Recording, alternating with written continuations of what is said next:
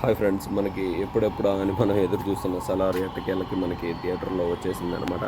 ఈ సినిమా అయితే మామూలుగా లేదు బ్రో. ఫస్ట్ హాఫ్ కొద్దిగా స్లో ఉంది, కానీ సెకండ్ హాఫ్ మాత్రం అరాచకంగా ఉందన్నమాట.